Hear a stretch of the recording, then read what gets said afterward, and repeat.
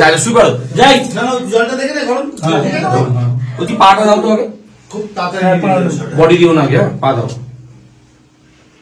দেখ ঠিক লাগছে না জল তো ঠান্ডা বাড়াবো একটু ঠান্ডা বাড়াতে হবে ঠান্ডা বাড়াতে হবে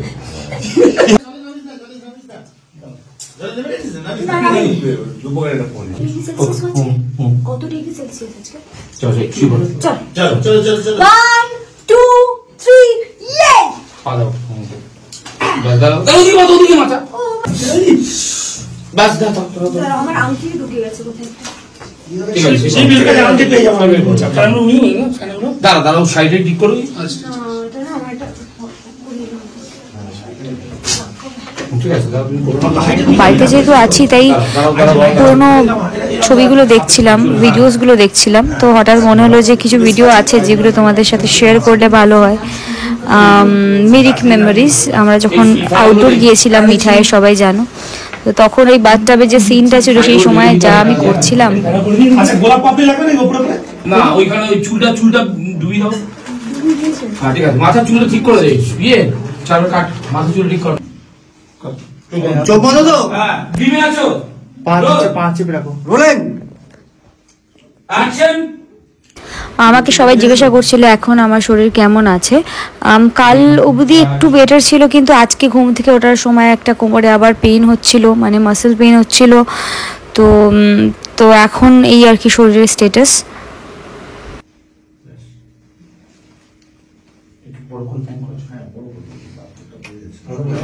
এই শ্যুটটা রাত্রে 8টার দিকে করা, সকালবেলায় অন্য শ্যুট ছিল আর রাত্রেবেলা এটা ছিল। তো প্রথমে এই গরম জল দেওয়া হয়েছিল, তো প্রথমে আরামই লাগছে, মনে হচ্ছে ঠিক আছে, বাট যখন জল থেকে আমি উঠি তখন একদম ফ্রোজেন হয়ে গেছিলাম আমি।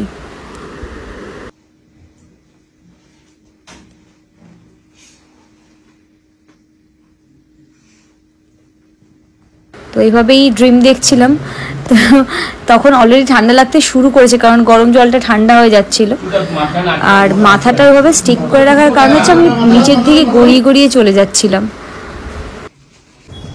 আমরা যেখানে ছিলাম সেখান থেকে এটা হলো সকালের ভিউ।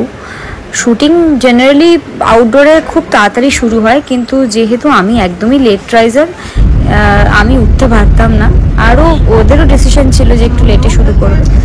তো এইটা হচ্ছে রেডি হয়ে তখন আমরা বেরিয়েছি আর কি শুটে।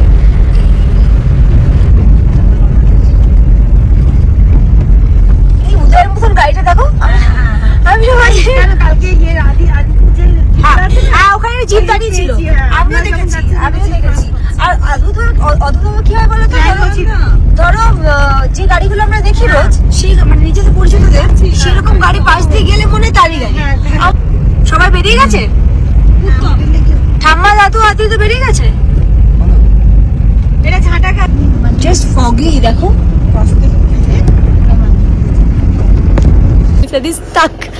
মিটিং এর চক্করে আমরা কাল কি হবে এসব জানাজানির চক্করে পড়ে রয়েছি, সবাই আমাদের ছেড়ে চলে গেছে।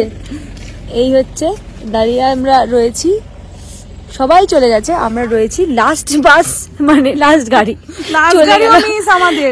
চলে গেল। এবার ওরা বলেছে যে নিচে গিয়ে গাড়ি পাঠাচ্ছি। এবার আমরা এখানে এই ফাঁকা জায়গায় দাঁড়িয়ে আছি।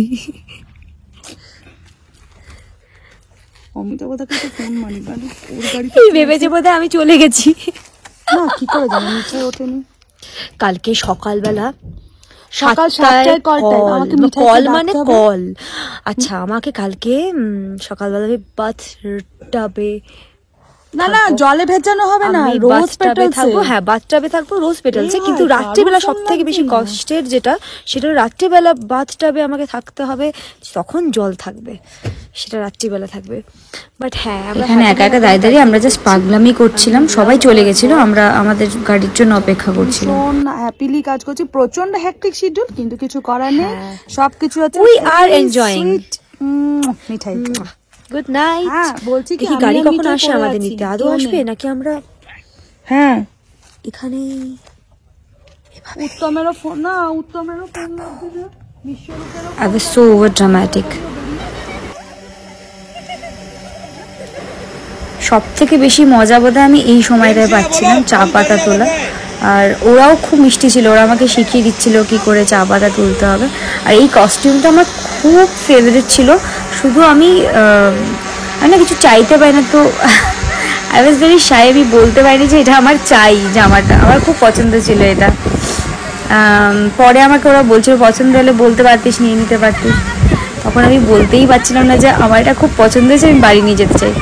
আর ওখানে চা পাতা তুলতে আমার খুব ভালো লাগছিলো, আমার মনে হচ্ছিলো আরও 2 দিন আমি এখানে থাকি। মিঠাই, বিন মিঠাই।